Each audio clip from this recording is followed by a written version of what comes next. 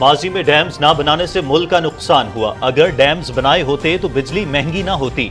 चीन की कामयाबी का राज तवील मुद्दती मनसूबाबंदी है। चीन 5000 डैम्स बना चुका है। तेल महंगा होने से तमाम अशिया की कीमतों में भी इजाफा हो जाता है। वजीर आजम इमरान खान का पाकिस्तान में हाइड्रो पावर डेवलपमेंट के हवाले से बैनुल अक़वामी सिंपोजियम से खिताब।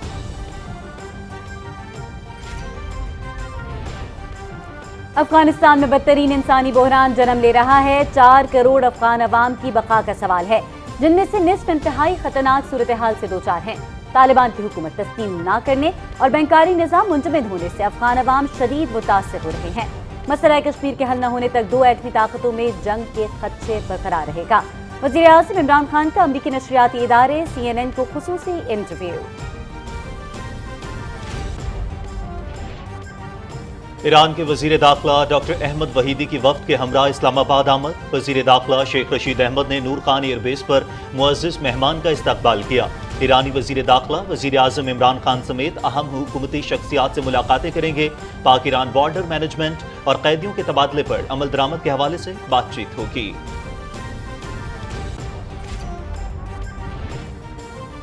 मौलाना फजलुर रहमान और शहबाज शरीफ जगह जगह भटक रहे हैं। हम पहले दिन से कह रहे थे कि ये सब चोर इकट्ठे हैं और आज सबने देख भी लिया है। जिन लोगों की वजह से पाकिस्तान की मैशत का बेड़ा गर्क हुआ, हमारी कमर टूटी, मुल्क उनके हवाले से कैसे किया जा सकता है।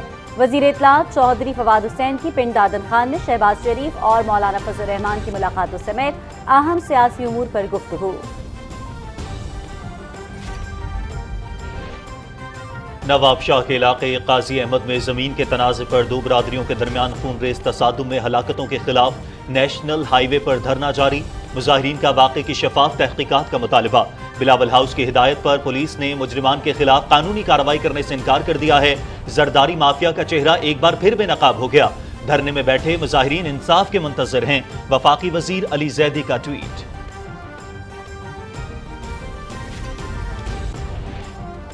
सुप्रीम कोर्ट में खैबर पख्तूनख्वा में बल्दियाती इंतखाबात के दूसरे मरहले से मुतालिक मुकदमे की समाअत। अदालत ने मामला इलेक्शन कमीशन को भिजवा दिया। कल समाअत करके फैसले की हिदायत। सूबाई हुकूमत और मुतल्लिका फरीक इलेक्शन कमीशन के सामने मौक़िफ़ पेश करें। Supreme court.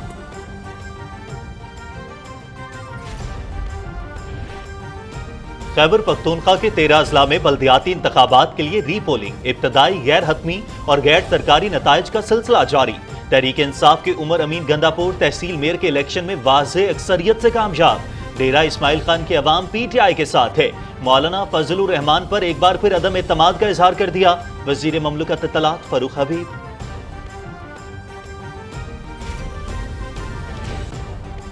पुलवामा वाक़े को 3 साल मुकम्मल। मोदी का घिनौना मंसूबा और ड्रामा साबित हो गया। पुलवामा का ड्रामा सियासी चाल थी और मोदी ने सियासी फायदे के लिए अपने ही अवाम हत्ता के फौजियों को मरवाया। वक्त आ गया कि आलमी बिरादरी भारत के असल घिनौने चेहरे का नोटिस ले।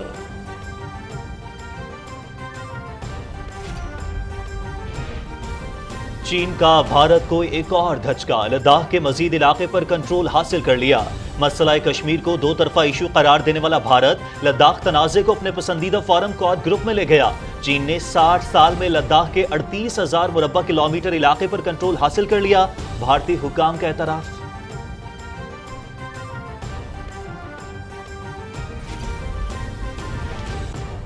अफगानिस्तान के मुंजमद असासों से मुतालिक अमरीकी सदर के फैसले के खिलाफ काबुल में शहरी सरापा एहतजाज। असासों पर अफगानों का हक है।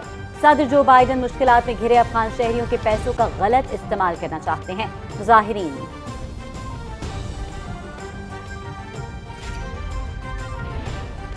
मुल्क भर में कोरोना से मजीद 29 अफराद इंतकाल कर गए। 2662 नए केसेस रिपोर्ट। शरह 5.62% रिकॉर्ड। 24 घंटे के दौरान 47,307 टेस्ट किए गए, जबकि 1,566 मरीजों की हालत तशवीशनाक है।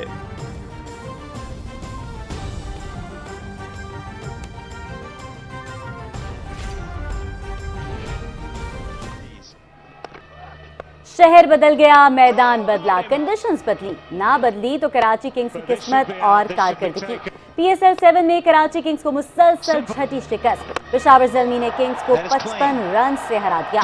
इवेंट के 20वें मैच में लाहौर कलंदर्स ने क्वेटा ग्लैडिएटर्स को 8 विकेटों से मात दी। कलंदर्स ने 142 रन का हदफ 17.4 ओवर्स में 2 विकेटों पर हासिल किया। इवेंट के मैचेस PTV स्पोर्ट्स HD पर बराह रास्त दिखाए जा रहे हैं।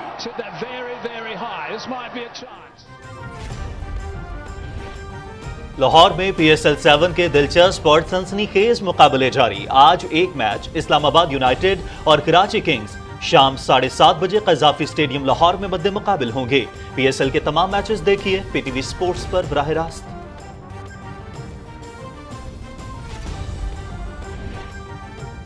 बीजिंग में सरमाई ओलंपिक्स के दिलचस्प मुकाबले जारी। नॉर्वे 9 तिलाई 5 चांदी और 7 कांसी के तमगों के साथ सरे फहरिस्त। जर्मनी दूसरे और अमेरिका तीसरे नंबर पर। मुकाबले PTV स्पोर्ट्स HD पर बराह रास्त।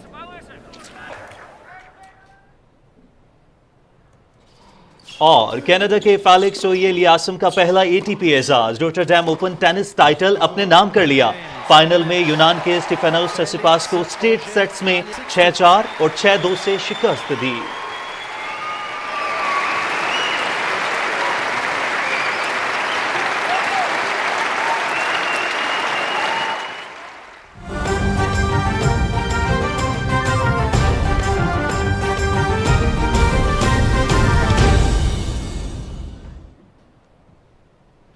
अस्सलामुअलैकुम, आप देख रहे हैं PTV न्यूज़ पर खबरनामा। मैं हूं सदफ अली खान और मैं हूं काशिफ रजा। हेडलाइंस अब जान चुके हैं और नाजरीन, सदर ममलिकत डॉक्टर आरिफ अलवी ने इस्लामाबाद में सिनफी मसावात पर मुनाक़िदा इजलास से खिताब किया है, आपके साथ शेयर करते हैं। Mr. Bryce Hutchinson, Charge d'Affaires, Government of Australia. Rana Ansar, whose story we heard. Gabriella, officers of the Oxfam International, ladies and gentlemen, Khawateen wa Hazrat, Assalamu alaikum. It is always a pleasure to participate in an occasion where women's rights, women's gender or gender equality in society is being discussed and progress, to hear about progress made and also to hear about the fact that at current rate it may take 135 years for us to achieve gender equality. That's a very sad reflection on the progress we are making. But anyhow, the struggle is on, and not only that, I will try and bring before you what I think of gender equality and what does it rest on. तो मेरी गुफ्तगू उर्दू में इसलिए करूँगा कि इसी बहाने television के ज़रिए वो बातें आम फहम अंदाज से लोगों तक पहुंच जाएं जो अंग्रेज़ी के अंदर शायद ना पहुंच सके। With apologies to those who only understand English, there can always be a translation. मैं ये समझता हूँ कि जेंडर के हवाले से 7 पिलर हैं, 7 पिलर, जिसमें से मज़हब एक पिलर है। माशरे मजहबी बुनियादों पर चलते हैं, मजहबी बिलीव्स की बुनियादों पर लोगों के अंदर वो तासुरात या तासुबात पैदा होते हैं। तो मज़हब एक पिलर है जिसको हमें समझना चाहिए, और वो पहला पिलर है बहुत सारे माशरों के अंदर। और अगर मज़हब के अंदर एक्सप्लॉयटेशन या ज़ात पात के एतबार से कोई कैफियत पैदा हो जो हिंदुस्तान के अंदर बहुत थी, अनडिवाइडेड इंडिया के अंदर बेइंतहा थी और आज भी आपको नज़र आती है, तो वो रच बस जाती है। और वो मज़हब जो एनलाइटेंड था इस मामले में, और 1400 साल पहले उस मज़हब ने सूरह निसा के अंदर वुमेन्स इनहेरिटेंस की बात की, जो मगरबी माशरों में 20वीं सदी के शुरुआत तक नहीं थी। ये मैं उनकी कोई कंडेमनेशन नहीं कर रहा, मगर ये तो कंपैरिजन आपको करके दिखा रहा हूँ कि उन्होंने 20वीं सदी के शुरू तक बरतानिया के अंदर औरत जो थी वो अपने मर्द की मिल्कियत थी, उसकी जायदाद कोई नहीं थी, मर्द की मिल्कियत थी। अगर वो कमाती तो वो मर्द की मिल्कियत होता। तो कानून के अंदर उसकी एक पोजेशन के एतबार से कैफियत थी। और इस्लाम ने 1400 साल पहले ये बात डिक्लेयर कर दी कि वरासत के अंदर बहुत बड़ा हिस्सा है। और उस माशरे में जिसमें औरतों को दफन किया जाता था, और हिंदुस्तान के अंदर हमने ये भी देखा कि औरतों को मर्द की मौत के साथ साथ जला भी दिया जाता था। तो मज़हब आपका एक एनलाइटेंड मज़हब था और है, हमेशा रहेगा। उसको भी माशरे ने टूल बनाने की कोशिश की कि मज़हब में ऐसा नहीं है, वैसा नहीं है। हालांकि उसी मज़हब की तारीख़ अगर आप देखें तो बीबी खतीजा एक बिज़नेस वूमन थी, हैं? जब बिज़नेस वूमन थी तो तिजारत के हवाले से वो लोगों से मिलती होंगी, तय करती होंगी, माशी एतबार से मुस्तहकम थी अपनी तिजारत की बुनियाद पर। तो ये तो आपके ओरिजिन था। उस ओरिजिन से फिर हम अगर जवाल पजीर हुए तो वजूहात का जिक्र करने की कोई ज़रूरत नहीं, उसको हमने अच्छी तरह से उसका मुकाबला करना है। दूसरा पिलर घर है।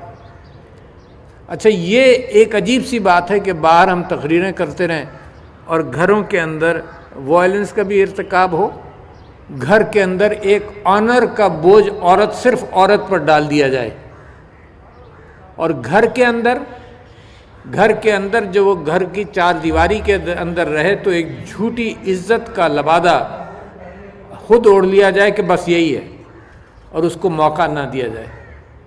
तो जेंडर वायलेंस। अच्छा, अब फिर इस घर के ऊपर असरात भी बहुत हैं। अब घर के ऊपर असरात इस बात के भी हैं कि जो टेलीविज़न और मीडिया के अंदर जो कुछ भी होगा, अच्छा या बुरा, वो घरों को भी असर करता है। तो बात घर से ही शुरू होगी।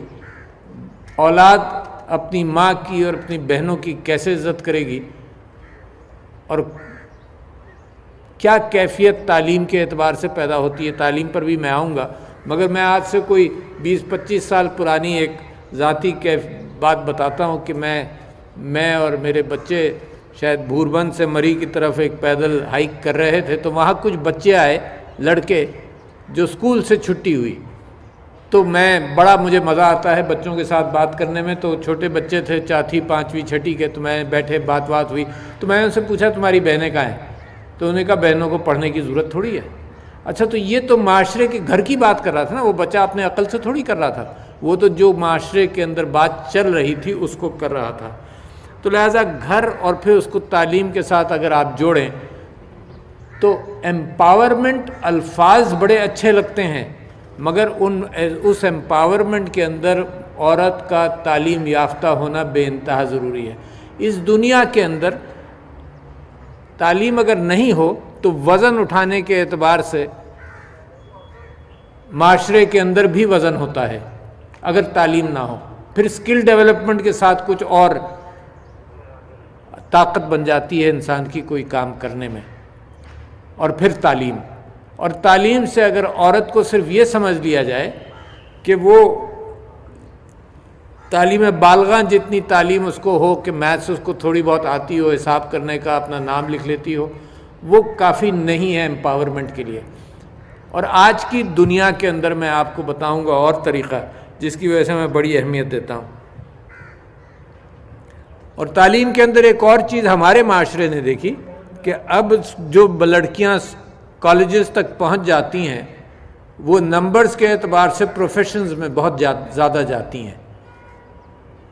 और कुछ ये कैफियत भी माशरे में है कि अच्छी तालीम और प्रोफेशनल तालीम अच्छी शादी के लिए ज़रूरी है, उसके बाद फिर देखा जाएगा। हालांकि मर्द के लिए ये कैफियत कभी नहीं होती कि भाई अच्छी तालीम हासिल कर लो अच्छी शादी हो जाएगी। मर्द की तालीम तो मईशत के साथ लिंक्ड है, औरत की तालीम के अंदर एक अंसर इस बात का भी है कि अच्छी शादी हो जाएगी। अच्छा, फिर ये दुनिया को मसाइल हैं, ये सिर्फ पाकिस्तान के मसाइल नहीं हैं कि जब औरत एक प्रोफेशनल तालीम हासिल करके माशरे में किसी प्रोडक्शन के काबिल हो जाए तो फिर उसका एक बायोलॉजिकल वज़न है जिसके अंदर वो अपनी ख़ानदान की शुरुआत करती है। और वो बायोलॉजिकल वज़न इस वजह से मैं कह रहा हूँ कि वो मर्द उतना उठा नहीं सकता, तो लिहाजा मर्द भी अपने रोल पर इस मामले में चिपका हुआ है और औरत भी उस मामले में उससे ताल्लुक़ रहेगा। और इस अच्छी बात है, परवरिश करेगी, किसी हद तक ब्रेस्ट फीडिंग करेगी, जो एक और इशू मैं आपको बताना चाहता हूँ, क्यों औरत के साथ सेहत का इशू भी है। फिर सेहत के अंदर अगर वो मेल न्यूट्रिशन है और कमज़ोर है तो उसका क्या वज़न होगा माशरे में। तो लिहाजा तालीम के हवाले से बेइंतहा ज़रूरी है कि सेहतमंद भी हो और बच्चों को भी वो तालीम दे सके और इंस्टीट्यूशन बना सके। फिर आ जाइए सेहत के ऊपर, और सेहत का मैंने आपसे ज़िक्र किया, और सेहत के हवाले से जब अगर आप हुकूमत की तरफ देखें और औरतों की एम्पावरमेंट की गुफ्तगू करें तो यकजहती कैफियत नहीं है, मल्टीपल डायरेक्शन से ये बात हमको लानी पड़ेगी और इसको एड्रेस करना पड़ेगा। तो उसके अंदर फ्रीक्वेंट प्रेगनेंसीज मेल न्यूट्रिशन की बुनियाद बनती हैं। लिहाजा एहसास प्रोग्राम ने क्या किया, एहसास प्रोग्राम ने ये भी किया कि तालीम और सेहत के हवाले से पहले मैं ज़िक्र करूँगा, फिर माशी कुशन वो अलग बात करूँगा। तो सेहत और तालीम के एतबार से ये किया कि जो मेल न्यूट्रिशन है, जो पाकिस्तान में बहुत है, कम मत समझना, एट द लेवल ऑफ 40 और 50% वुमेन आर मेल नरिश्ड। तो उसके लिए एहसास का एक प्रोग्राम ये है कि पूरे पैकेजेस देते हैं न्यूट्रिशन के, और देखें कितना अच्छे अंदाज से इफेक्टिव पर डायरेक्टली बात जाती है, और उसको साथ साथ उसको एनकरेज करते हैं फाइनेंशियल इंसेंटिव के साथ कि ये 3 महीने के 90 पैकेट्स हैं, इनको खाली करके लाओगी तो तुमको इतने 100 रुपये मिलेंगे। तो वो ये भी यकीनी कैफियत बनाते हैं कि खाली पैकेज आए, ये नहीं कि घर में रख लिया, इस्तेमाल हुआ नहीं हुआ। इसी अंदाज से बच्चियों की और बच्चों की तालीम के अंदर एहसास इज़ मल्टी डायमेंशनल, यानी एहसास को अगर आप ये समझें कि सिर्फ रोज़गार के एतबार से 2000 रुपये महीना, नहीं, ऐसा नहीं है। कोई 20-25 उनके प्रोग्राम है और सारे औरत फोकस सबसे ज़्यादा है, यानी उनका माशी जो 2000 रुपीज़ या 12,000 3 महीने के अंदर वो कैफियत थी, तो वो भी औरत डायरेक्शनल थी। ये एम्पावरमेंट है कि औरत के पास पैसा आए। उसके अंदर मज़ीद इम्प्रूवमेंट की ज़रूरत है कि होता ये था कि वो 14-12 हज़ार रुपये लेने जब गई तो टैक्सी में बैठ कर गई, टैक्सी में 300-400 रुपये खर्च हो गए, वापसी पे खर्च हुए, कैश घर आ गया, बल्कि वहीं पर किसी ने कहा कि भाई तुम्हारे लाइन बड़ी लंबी है, मैं 200 रुपये दो तो मैं ये करा दूँगा। वहाँ से एक्सप्लॉयटेशन चलता रहता है। दुनिया में पैसा जहाँ भी होगा उस लाइन के अंदर कोई ना कोई छेद कहीं ना कहीं कर रहा होगा। सिर्फ छोटे हम अनडेवलप्ड ये डेवलपिंग कंट्रीज़ के अलावा भी हर तरफ कहीं बड़े छेद होते हैं, कहीं छोटे छेद होते हैं। कभी हम अपनी सीना को भी करते रहते हैं हर वक्त के जी हमारे ही सारे मसाइल हैं, दुनिया भर के इंसान के साथ ये सारे मसाइल हैं। तो अब ये कैफियत आ रही है, पैदा कर रहे हैं कि डायरेक्टली औरत के बैंक में जाए, उसका कुछ कंट्रोल हो जाए उस पैसे के ऊपर। क्योंकि घर आई तो घर आते ही भाई ने कहा मुझे 500 दे दो, किसी ने कहा मुझे 1000 दे दो, तो वो तीसरे दिन तक उसके पास शायद 400-500 या 1000 रुपया बाकी रह जाए 12,000 में से। तो एम्पावरमेंट के लिए आपको टूल्स तलाश करने पड़ेंगे हर एफर्ट पर। जहाँ जहाँ पंचर होने का इम्कान है वो पंचर का आप एहतमाम करेंगे। तो मैं आपसे ये कह रहा था कि उसके अंदर उन बच्चों की तालीम के लिए अलग स्टाइपेंड है, और मुझे एग्जैक्ट अमाउंट नहीं मालूम जो स्कूल को जाएगा। बच्चे की तालीम के हवाले से स्कूल को ट्यूशन भी जाएगा, और ये लड़के के लिए कम पैसे और लड़की के लिए कोई 400-500 रुपये ज़्यादा दिए जाते हैं, सिर्फ इस बात को एनकरेज करने के लिए कि लड़की को ज़रूर लाओ। कुछ NGOs जो मिसाल के तौर पर TCS और बड़े बड़े NGOs हैं, उन्होंने ये भी एहतमाम किया कि घर के अंदर उनको ये एहसास हुआ कि 50 रुपये या 100 रुपये सिर्फ ओनरशिप के लेते थे कि तुम्हारी तालीम तुमने खुद हासिल की है, 10 रुपये भी 50 रुपये भी सिर्फ ओनरशिप के महीना। तो पता है चला कि जी लड़कों को भेज देते, लड़कियों को नहीं भेजते। तो फिर उन्होंने ये किया कि भाई एक ख़ानदान से सिर्फ 50 रुपये ये जितने लेने हैं उसमें लड़के लड़कियाँ सब आ जाए। तो इस तरह से इंसेंटिवाइज करना पड़ेगा कि लड़कियों की तालीम हो। एम्पावरमेंट बग़ैर तालीम के बहुत कम मुमकिन है, तालीम के साथ ही मुमकिन होगा। चौथे फिर आ जाइए माशरे के ऊपर। माशरे का क्या रवैया है? माशरे के अंदर पब्लिक स्पेसेस आएंगी, माशरे के अंदर हैरेसमेंट के इश्यूज आएंगे, माशरे के अंदर कितना मौका औरत को दिया जाता है, क्या वो सुजुकी पर या मोटरसाइकिल कर चला सकती है और बैठकर जा सकती है और माशरे में उस पर आवाज़ें नहीं कसी जाएंगी? क्या वो पब्लिक मॉब के अंदर वो अपने आप को सेफ महसूस करेगी? तो लिहाजा मुझे अपने गिरेबान में और आपको सबको अपने गिरेबान में बार बार देखकर झांक कर इस बात पर तवज्जो देनी पड़ेगी कि पाकिस्तान मॉन्यूमेंट जैसे कैफियत पैदा ना हो, माशरा तमाशा देखे, माशरा वीडियोस बनाए। That is not Pakistan, that is not what we want Pakistan to be. तो लिहाजा माशरे की बड़ी जिम्मेदारी है। माशरे के अंदर अगर छुपा हुआ औरत का एक्सप्लॉयटेशन होता रहे, ऊपर से लफाजी होती रहे, तो that's not what we want. तो माशरा, फिर मईशत बहुत अहम, तालीम के इन सब चीज़ों के बाद ना उसको एम्पावर कैसे करोगे? एम्पावर उसके लेजिस्लेशन पर मैं बाद में आऊँगा। एम्पावरमेंट के मईशत के अंदर उसकी गुंजाइश हो। मैंने आपसे जिक्र किया कि प्रोफेशनल वुमेन गई, फिर घर के अंदर घर बनाने की कोशिश की।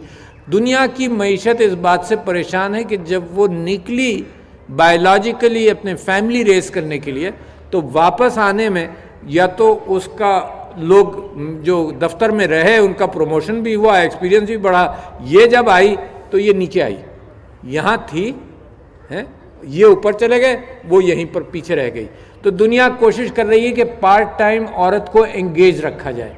तो पाकिस्तान के अंदर भी हमको भी प्रोग्रेसिव काम करना पड़ेगा कि पार्ट टाइम, और अगर औरत निकले प्रोडक्टिव इकोनॉमिक प्रोडक्टिविटी से तो वापस भी आ जाए विदाउट अ मेजर सेटबैक। ये मैं समझता हूँ मईशत के हवाले से बात बड़ी अहम है। और अब मईशत के अंदर और बहुत सारे काम हो रहे हैं जो I will elaborate on it. दूसरे फिर सातवां इशू है कानून का, कि कानून होगा तो फिर अमल होगा।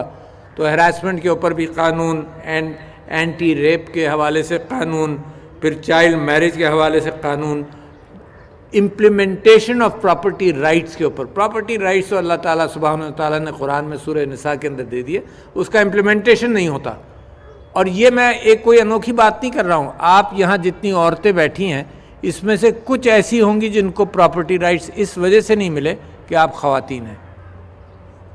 Even MNAs and MPAs, I challenge that. अगर आप सर्वे करें जाकर असेंबली में तो आपको पता चलेगा कि औरत को प्रॉपर्टी नहीं देते। Even other countries, there was a gentleman from Tunisia and some other countries जिनसे मैंने बात की प्रॉपर्टी राइट्स पर, तो उन्होंने कहा कि जी हमारे यहाँ कैश दे देते हैं, जायदाद नहीं देते। तो लिहाजा इसकी एनफोर्समेंट पाकिस्तान के कानून के अंदर हमेशा मौजूद था। प्लीज़ डोंट थिंक कि पाकिस्तान के अंदर कोई कानून था जिसके अंदर औरत की प्रॉपर्टी इनहेरिटेंस ना हो। तो अब उस कानून के अंदर जो ऑम्बुड्स पर्सन है, मेरे साथ भी जो ऑम्बुड्समैन और ऑम्बुड्स पर्सन है, उसमें से एक harassment and property rights implementation का अथॉरिटी मिली है।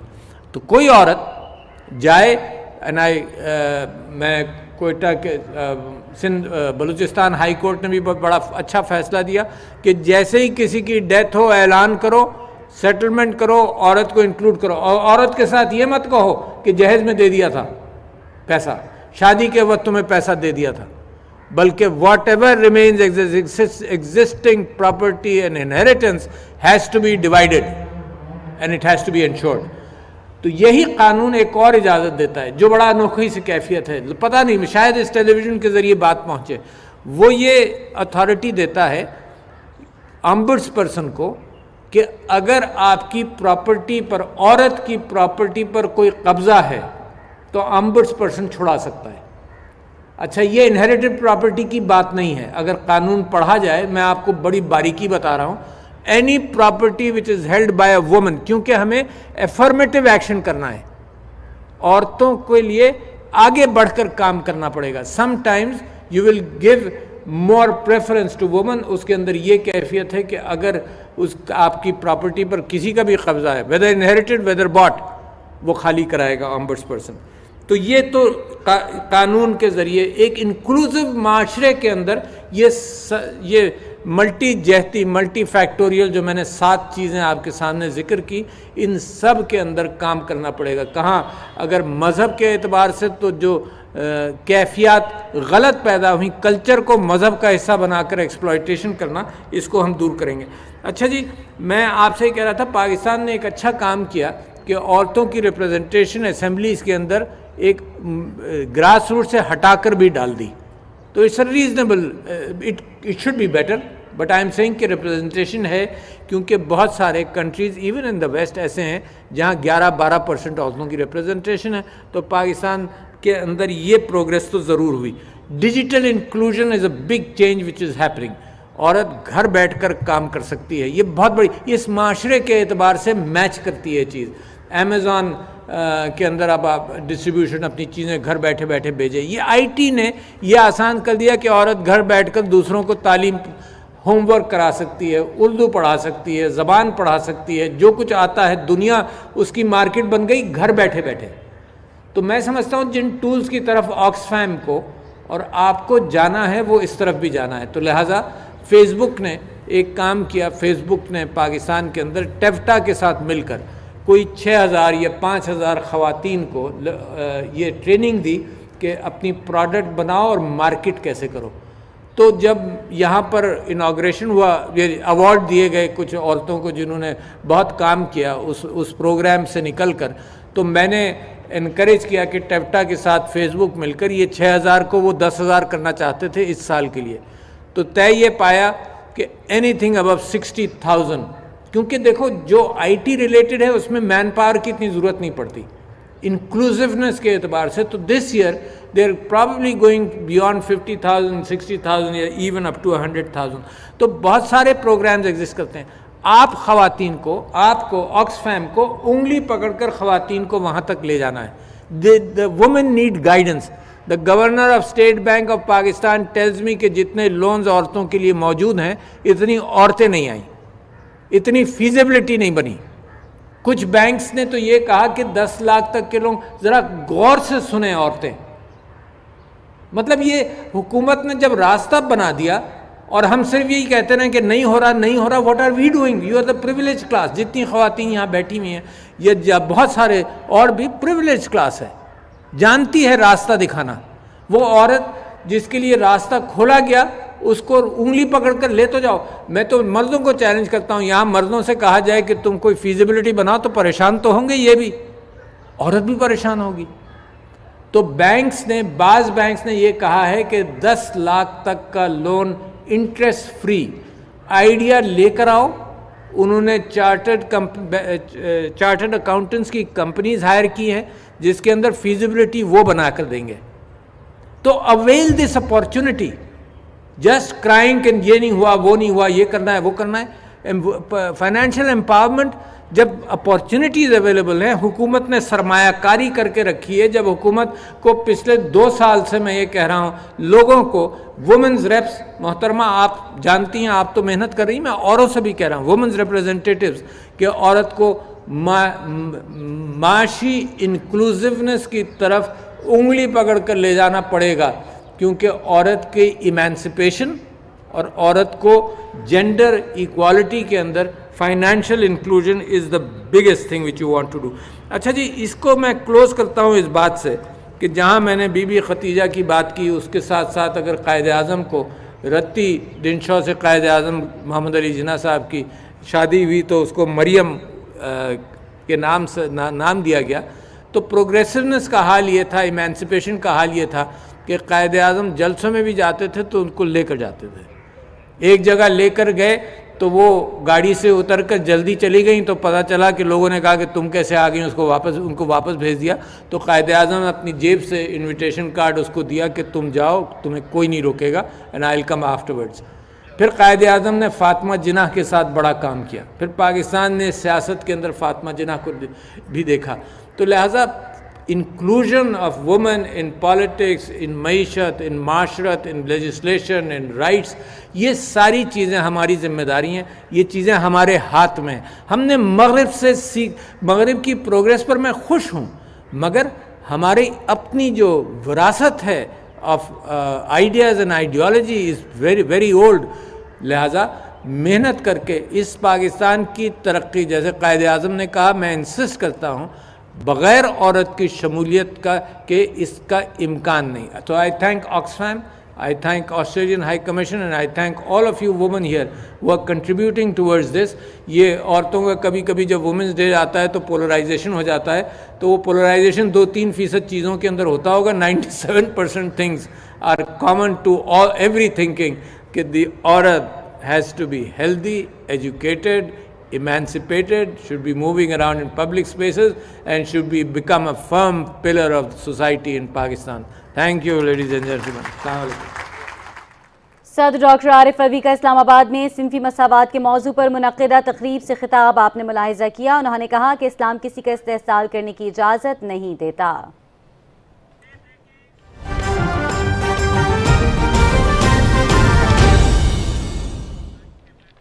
वज़ीर ख़ारजा शाह महमूद कुरैशी मुल्तान में मीडिया से गुफ्तगू कर रहे हैं। आपको बराह रास्त लिए चलते हैं। कम अज़ कम 3 मरतबा काबीना के इजलासों में वजारत ख़ारजा की कारकर्दगी की तारीफ की।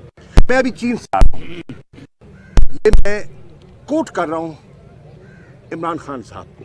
उन्होंने ख़ुद फरमाया कि हमारी सक्सेस स्टोरीज़ में से फॉरेन पॉलिसी एक सक्सेस स्टोरी है। और आपने देखा उन्होंने जब आके मीडिया से गुफ्तगू की, जिसमें मीडिया के लोग भी थे, जिसमें हमारे साबिक सफारतकार भी थे, साबिक फॉरेन सेक्रेटरीज भी थे, तो उन्होंने कहा कि इतना, मैं चीन पहले भी जाता रहा हूँ, इतना कामयाब दौरा और इतनी क्लैरिटी के साथ जो हमें पजीराई मिली है माजी में कभी नहीं मिली थी। आप ये देखें कि अल्लाह के फजलो करम से पाकिस्तान में 40 सालों के बाद OIC के वज़ीर ख़ारजा का इजलास होता है इस्लामाबाद में 19 दिसंबर को। पूरी कौम उसको सराहती है। और फिर आप देखें कि 22 और 23 मार्च को अगले महीने एक और इजलास होने चला है, जिसमें इंशाअल्लाह उम्मा के तमाम वज़ीर ख़ारजा इस्लामाबाद होंगे, नेशनल परेड में भी शामिल होंगे। तो इससे क्या पाकिस्तान की इज्जत में इजाफा नहीं होगा? यकीनन होगा। आपके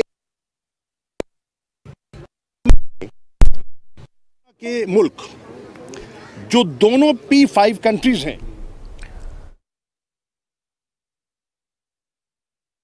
पहले शाह महमूद कुरैशी मुल्तान में मीडिया से गुफ्तगू कर रहे हैं और खारजा महाज के हवाले से उन्होंने गुफ्तगू की है। वो कह रहे हैं कि वज़ीर ख़ारजा की कारकर्दगी की तारीफ होती है। खारजा महाज पर हमारा कामयाब होना एक बड़ी कामयाबी है। चीन के दौरे पर जिस तरह की पजीराई हमें मिली है, उस तरह की पजीराई इससे पहले कभी नहीं मिली। इमरान खान के दौरे को सराहा गया और इससे मुल्क की इज्जत में इजाफा हुआ। नाज़िम, वज़ीर आज़म इमरान खान ने कहा है कि आबी वसाइल की तामीर से ज़राअत के फ़रोग़ को मदद मिल सकती है। आबी ज़ख़ायर बनने से मुल्क में मौजूद ज़मीन को ज़रख़ेज़ और मौसमियाती तब्दीली के चैलेंजेस से बेहतर अंदाज में निपटा जा सकता है। पाकिस्तान के लिए आबी ज़ख़ायर की तामीर नागुज़ीर है। मुल्क की तमाम इकाइयों को एतमाद में लेकर डैम्स तामीर कर रहे हैं। हाइड्रो पावर डेवलपमेंट के हवाले से बैनुल-अक़वामी सिम्पोजियम से खिताब करते हुए वज़ीर आज़म ने कहा कि तहरीक इंसाफ ने 25 साल मुश्किलात का सामना किया है। आज की घबराई हुई अपोजिशन मुल्क की तरक्की से खाइफ है। मुझे बड़ा फ़ख्र है इस चीज़ पे कि हमने बजाय सोचने के इलेक्शन का, हमने आगे की प्लानिंग की है। डेकेड ऑफ डैम्स को हम सेलिब्रेट कर रहे हैं आज। ये इसी वजह से है कि हमने सोचा कि हमें वाटर स्टोरेज चाहिए। आगे जाके तो जिस तेज़ी से हमारी आबादी बढ़ रही है, हमें तो और ज़्यादा ज़मीन को काश्त करना पड़ेगा। और अगर जब स्टोरेज ही ना हो तो हम ज़मीन को काश्त कैसे करेंगे? तो हमारे पास ज़मीन पड़ी है, पानी की कमी है। तो ये जो 10 साल की डैम्स है, इससे स्टोरेज दुगनी हो जाएगी। दुनिया को सबसे बड़ा मसला फेस हो रहा है क्लाइमेट चेंज का। जब आप साफ बिजली बनाते हैं पानी से, तो क्लाइमेट चेंज का भी इशू ख़त्म हो जाता है। वज़ीर आज़म इमरान खान ने कहा है कि मसला कश्मीर के हल होने तक 2 एटमी ताकतों में जंग होने का खतरा बरकरार रहेगा। 5 अगस्त 2019 का भारतीय गैर कानूनी इक़दाम तमाम आलमी क़वानीन की सरीहन खिलाफ वर्जी है। अमरीकी नशरियाती इदारे CNN को खुसूसी इंटरव्यू में उन्होंने कहा कि अफगानिस्तान में बदतरीन इंसानी बहरान जन्म ले रहा है। अमरीकी दहशतगर्दी के खिलाफ जारी जंग से दुनिया में सबसे ज्यादा दहशतगर्द पैदा हुए हैं। इसी की तफसील बता रहे हैं इकरामुल्लाह महसूद। खुसूसी इंटरव्यू में वज़ीर-ए-आज़म इमरान खान ने कहा कि मकबूजा कश्मीर और सिंगियांग के मामले का तकाबली जायजा ही सिरे से गलत है। कश्मीर पाकिस्तान और भारत के दरमियान मुतनाज़ा इलाका है। भारत में शिद्दत पसंद RSS नजरियाती हावी हैं। About 100,000 Kashmiris have died. Since 5th August, the Indians have revoked the status of Kashmir, which unilaterally, which is, according to the United Nations Security Council, a disputed territory between Pakistan and India. There are extrajudicial killings going on. There are no rights there. There's clampdown there. There are 800,000 Indian troops in the Kashmir Valley. And I'm afraid it just doesn't get the attention it deserves. वज़ीर-ए-आज़म ने कहा कि अफगानिस्तान में इस वक्त अफगान अवाम की बका का सवाल है, जिसमें से निस्फ गुर्बत की लकीर से नीचे जिंदगी गुजार रहे हैं। उन्होंने कहा कि अगर तालिबान से मुंह मोड़ लिया जाता है तो फिर खदशा है कि अफगानिस्तान अफरा तफरी का शिकार हो सकता है। वज़ीर-ए-आज़म ने कहा कि पाकिस्तान में पहले ही 30 लाख अफगान पनाहगज़ीन मौजूद हैं। मजीद मुहाजिरीन के हम मुतामिल नहीं हो सकते। The only alternative we have right now is to work with them and incentivize them in what the world wants: inclusive government, human rights, women's rights in particular. That's the only way forward right now. And the flip side is, if they are abandoned or these sanctions stay there and the banking system has no liquidity left because of the sanctions, then the worry is that Afghanistan could go into chaos, humanitarian crisis, chaos. And then from Pakistan's point of view, we face two problems. We already have 3 million Afghan refugees. वज़ीर-ए-आज़म ने कहा कि America की दहशतगर्दी के खिलाफ जंग से दुनिया भर में दहशतगर्द पैदा हुए। पाकिस्तान ने दहशतगर्दी के खिलाफ जंग में 80,000 जानों की कुर्बानी दी। ताहम ड्रोन हमलों में बहुत से मासूम शहरी मारे गए, जिसकी वजह से पाकिस्तान में इंतकामी तौर पर खुदकश हमले हुए। अमेरिका को अपनी ड्रोन पॉलिसी को बदलना होगा। We had 80,000 people dying in this joining the US war on terror. And we saw the war, as it went along, it produced more terrorists. And I'm convinced it's exactly the same what happened in Afghanistan. Because these night raids in Afghanistan, the drone attacks, really the United States must review this policy. We watched what happened there. Bombs exploding in villages. You know, how would they only get the terrorist? So there was a lot of collateral damage. So all the revenge attacks were against the Pakistani soldiers, against the people of Pakistan. वज़ीर-ए-आज़म इमरान खान ने कहा कि दुनिया एक बार फिर sir जंग की जानिब बढ़ रही है। बड़े मुल्क जिम्मेदारी का मुजाहिरा करते हुए दुनिया को नई सर जंग से बचाएं। Ikramullah Mehsud, Pakistan television news, Islamabad. ईरानी वज़ीर दाखिला डॉक्टर अहमद वहीदी 9 रुकनी वफ़द के हमराह पाकिस्तान पहुँच गए हैं। नूर खान एयरबेस पर वज़ीर दाखिला शेख रशीद अहमद ने ईरानी हमनसब का इस्तकबाल किया। ईरानी वज़ीर दाखिला अपने दौरे में वज़ीर आज़म इमरान खान से मुलाकात करेंगे। डॉक्टर अहमद वहीदी शेख रशीद अहमद से मुलाकात भी करेंगे और पाक ईरान बॉर्डर मैनेजमेंट और कैदियों के तबादले पर अमल दरामद के हवाले से तबादला ख्याल करेंगे। वज़ीर इत्तलात चौधरी फवाद हुसैन ने चौधरी बिरादरान से अपोजिशन रहनुमाओं की मुलाकातों पर रद्द-ए-अमल का इजहार करते हुए कहा है कि सदक़े इस थानेदार के तूने जिस्मा याद करा दी। जहलम में मीडिया से गुफ्तगू के दौरान एक सहाफ़ी ने सवाल किया कि सोशल मीडिया पर कहा जा रहा है कि जब हुकूमत जाएगी तो इसके शुरू किए गए मंसूबे भी ख़त्म हो जाएंगे, जिस पर वफाकी वज़ीर ने कहा कि इंशाअल्लाह हुकूमत कहीं नहीं जा रही, तरक्याती मंसूबे भी जारी रहेंगे और अपने वक्त पर मुकम्मल होंगे। सहाफ़ी ने सवाल किया कि मौलाना फजल रहमान ने भी चौधरी शुजात से मुलाकात की है। अपोजिशन हुकूमत को कभी लॉन्ग मार्च और कभी तहरीक अदम एतमाद के नाम से मुसलसल ब्लैकमेल कर रही है, जिस पर वज़ीर इत्तलात ने कहा कि शहबाज शरीफ भी चौधरी शुजात के घर पहुँचे हैं। वफाकी वज़ीर इत्तलात व नशरियात चौधरी फवाद हुसैन से पाकिस्तान तहरीक इंसाफ के सेक्रेटरी ओवरसीज डॉक्टर अब्दुल्ला रियाड़ ने मुलाकात की। मुलाकात में इस्लामाबाद में समंदर पार पाकिस्तानियों के 3 रोज़ा कन्वेंशन के इनकाद और तैयारियों के हवाले से ब्रीफिंग और समंदर पार पाकिस्तानियों को वोट का हक दिए जाने पर शुक्रिया इमरान खान के उन्वान से इश्तिहारी मुहिम के खदोखाल पर बातचीत हुई। वफाकी वज़ीर इत्तलात ने कहा कि PTI ने वोट का हक देकर समंदर पार पाकिस्तानियों से अपने वादा पूरा किया है। उन्होंने कहा कि दयार गैर में मुकीम पाकिस्तानी अपनी मेहनत से मुल्की मईशत की बका और तसलसल में अपना हिस्सा डाल रहे हैं और 3 रोज़ा ओवरसीज़ कॉन्फ्रेंस के मुद्दुबीन को खुशामदीद कहेंगे। वजीर खारजा शाह महमूद कुरैशी ने नवाबशाह में पीपल्स पार्टी के 22 अफराद के हाथों पुलिस एहलकार समेत 6 अफराद के कत्ल की शदीद मजम्मत की है। अपने एक ट्वीट में वजीर खारजा ने कहा कि संदोहनाक वाक़े के मुजरिमों को जल्द अज जल्द कैफरे किरदार तक पहुंचाया जाए। शाह महमूद कुरैशी ने कहा कि PTI सिंध के मजलूम अवाम के साथ खड़ी है और अनकरीब जुल्म और नाइंसाफी की हामी क़ुव्वतें शिकस्त फाश से दो चार होंगी। वफाकी वजीर अली जैदी ने कहा है कि जरदारी माफिया का चेहरा एक बार फिर बेनकाब हो गया है। नवाबशाह धरने में बैठे मुजाहिरीन इंसाफ के मुंतज़िर हैं। अपने एक ट्वीट में वफाकी वजीर ने कहा कि बिलावल हाउस की हिदायत पर पुलिस ने मुजरिमान के खिलाफ कानूनी कार्रवाई करने से इनकार कर दिया है। उन्होंने कहा कि पुलिस ने अली हसन जरदारी और मोहसिन जरदारी को FIR में नामजद करने से गुरेज किया है। नवाबशाह के इलाके काजी अहमद में ज़मीन के तनाज़े पर 2 बिरादरियों के दरमियान खून रेज़ तसादुम में भिन्न बिरादरी के अफराद की हलाकतों के खिलाफ कौमी शाहराह पर धरना जारी है। सिंध उमूर से मुतालिक वज़ीर आज़म के मुआविन खुसूसी अरबाब गुलाम रहीम और सिंध असम्बली में अपोजिशन लीडर हलीम आदिल शेख भी आज धरने में पहुंचे और मुतासरीन के साथ एकजहती का इजहार किया।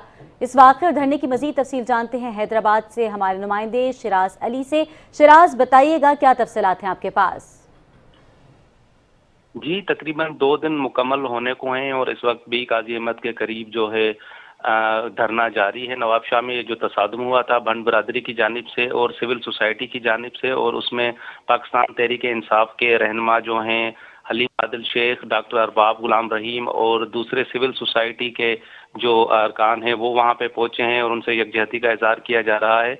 और इस जो खूनरेजी हुई है मिर्ज़ापुर का ये इलाका है, कच्चे का इलाका नवाबशाह काजी अहमद के करीब, जिसमें भंड बरादरी और जरदारी बरादरी के दरमियान जो है ये क्लेश आया था, जिसमें भंड बरादरी के 5 अफराद जो है वो जाँ बहक हो गए थे, जबकि एक सब इंस्पेक्टर अब्दुल हमीद खोसो भी इस जो है फायरिंग में वो शहीद हो गए थे।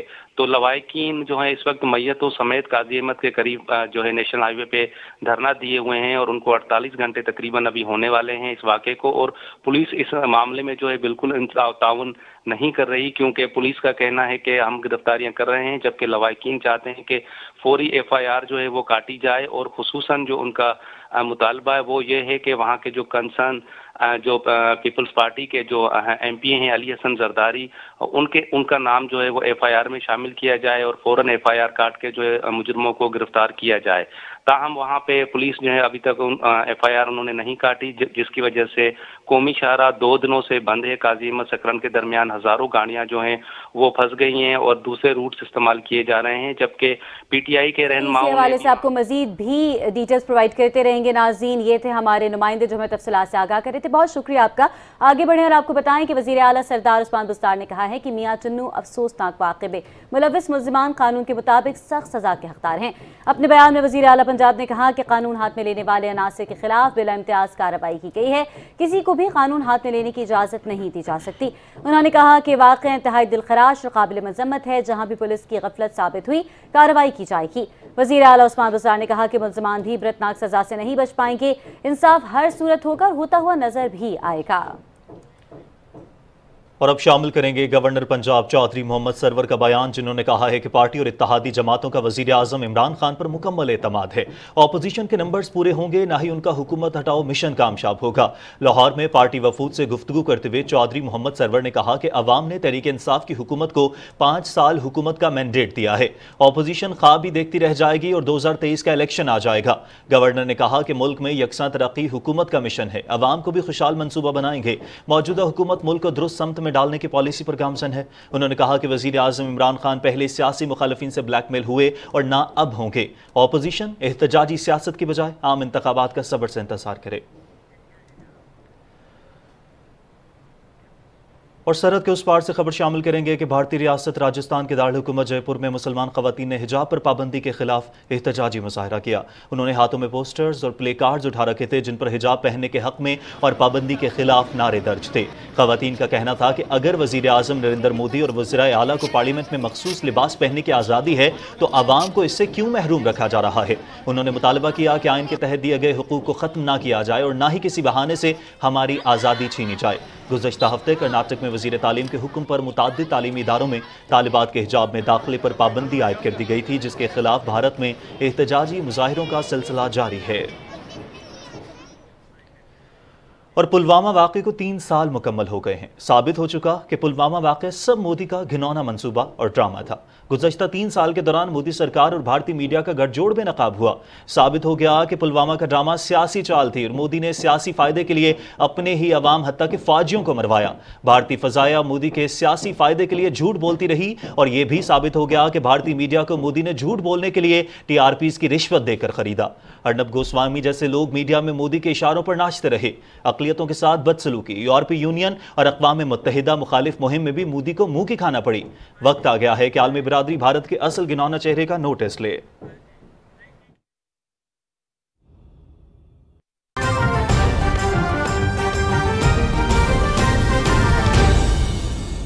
थी उसमें हमने हेल्थ सिस्टम्स पे बात की, तालीम के मेयार, हेल्थ और पोस्ट ग्रेजुएट तालीम के मेयार और उनके जो तरीक़ाकार हैं और कैसे हम अफ़गानिस्तान के अंदर किसी किस्म की कोई मदद कर सकें पाकिस्तान के ज़रिए, और हेल्थ सर्विसेज में और कैंसर केयर के हवाले से। और बहुत फोकस और बड़ी बारीक डिस्कशन हुई है बारीक बीनी से पोलियो के हवाले से, क्योंकि ये चीज़ वाज़ेह है कि 2 मुल्क दुनिया में रह गए हैं जहां पोलियो, वाइल्ड पोलियो वायरस जो है अभी भी मौजूद है। और हम सब के लिए, बतौर पाकिस्तानियों के लिए या बतौर अफ़गानियों के लिए, ये एक बायस परेशानी भी है और हमें नदामत भी इसमें होती है कि लोग कहते हैं कि बाकी सारी दुनिया से ख़त्म होगी तो यहाँ क्यों रह गई। तो ये हमारे लिए एक नेशनल प्राइड का भी मसला है, और लेकिन हमारे साथ साथ हमारे बच्चों की फ्यूचर का और इस बीमारी को दुनिया भर से ख़त्म करने का, क्योंकि हम तमाम जो शहरी हैं पाकिस्तान के हों, चाहे अफ़गानिस्तान के हों, चाहे कहीं और के, वो ग्लोबल शहरी तो हैं ही ना, इस दुनिया के शहरी तो हैं। तो हम बतौर इस कुर्रा अर्ज़ पर बैठे इंसानों की भलाई के लिए, सब के लिए हमारे लिए बड़ा ज़रूरी है कि हम इस बीमारी की जो आखिरी जड़ है इसको हम ख़त्म करें। तो इस सिलसिले में बड़े अच्छे डिस्कशन भी हुई, और इस मामले में जो कोऑपरेशन है, ताउन एक दूसरे से बहुत अहम है, क्योंकि पाकिस्तान और अफ़गानिस्तान दोनों मिलकर ही इस बीमारी का जो है ना मुकम्मल ख़ात्मा कर सकते हैं। ये नहीं हो सकता कि हम अकेले बैठ के करें और वो अकेले बैठ के करें, क्योंकि इतना बड़ा हमारा बॉर्डर है, साथ हैं हमारे लोग, जिसे कहते हैं हिस्टोरिकल ताल्लुकात हैं, लोग आते जाते हैं, तो बीमारी भी इस तरह एक से दूसरी जगह या दूसरी से पहली जगह आ सकती है। तो उसका तदारुक करना, उसको रोकना बहुत अहम था। और इस सिलसिले में बड़े ही ओपन और फ्रैंक और दोस्ताना और मज़ेदार डिस्कशंस हुए हैं। और मैं समझता हूँ कि डॉक्टर साहब की का जो एक तो वो खुद हाईली क्वालिफाइड हैं और अपनी इस फील्ड पे महारत रखते हैं, बट उनका एज हेल्थ मिनिस्टर होना जो है वो उसका एक और बड़ा ज़बरदस्त फ़ायदा ये है कि उनकी बात जो है उसमें क्रेडिबिलिटी है, वो एक नॉलेज और इन्फॉर्मेशन से बात करते हैं। तो मैं समझता हूँ कि वो अपने सिस्टम में भी ये असर और अपना वक़ार रखते हैं, और उसका नतीजा इंशाल्लाह बिल्कुल सामने आएगा। दूसरा ये कि उन्होंने कुछ बड़े अच्छे सजेशंस दिए, कुछ ऐसे इक़दाम जिसके ज़रिए अफ़गानिस्तान में जो इस वक्त सर्विसेज इम्प्रूव करने की ज़रूरत है, बेहतर करने की ज़रूरत है, उनके रास्ते भी उन्होंने कुछ हमें सजेस्ट किए हैं, और हम इंशाल्लाह उसमें बिल्कुल उनके साथ मिलकर काम करेंगे।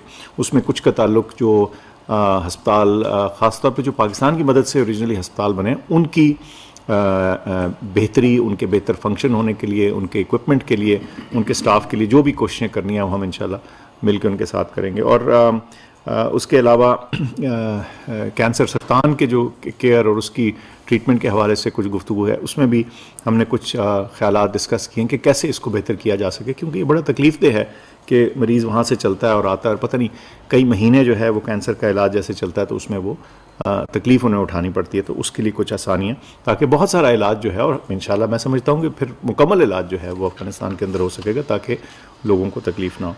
तालीम के मेयार से, तालीम के मामलात में, मेडिकल की जो तालीम है, ख़ास तौर पे पोस्ट ग्रेजुएट जो तालीम है, उसमें बहुत सारे अफ़गानिस्तान के अंदर कंसल्टेंट मौजूद हैं जो पोस्ट ग्रेजुएट क्वालिफाइड हैं, और उनमें बेशतर तादाद जो है वो पाकिस्तानी इदारों से ट्रेंड हैं। लेकिन हम चाहते हैं कि ये चीज़ बढ़े, और अफ़गानिस्तान के अंदर जो डॉक्टर साहिबान और ख़वातीन डॉक्टर्स, लेडी डॉक्टर्स, वो बेहतर से बेहतर और ज़्यादा से ज़्यादा तादाद में और स्पेशल्टीज़ में और उन एरियाज़ में तालीम हासिल कर सकें, ताकि जाके वो अपने लोगों की मौसर खिदमत कर सकें।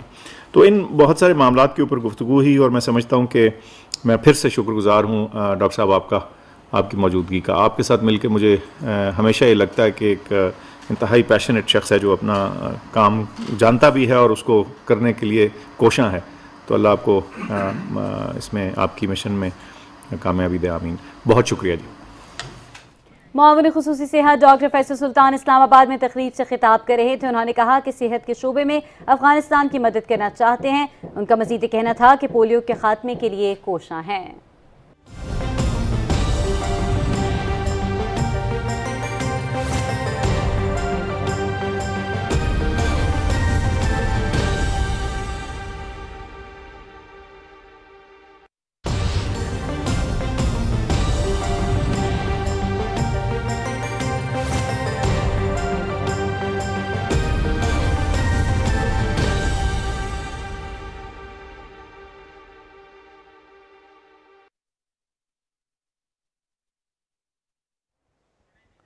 महकमे मौसमियात के मुताबिक आइंदा 12 घंटे के दौरान मुल्क के बेशतर बालाई इलाकों में मतला अबरआलूद और मौसम सर्द रहेगा। ताहम बालाई खैबर पख्तूनख्वा, गिलगित बल्तिस्तान, कश्मीर और मुल्हिका पहाड़ी इलाकों में चंद मकामात पर हल्की बारिश और हल्की बर्फबारी का इम्कान है। मुल्क के दीगर इलाकों में मौसम सर्द और खुश्क रहेगा।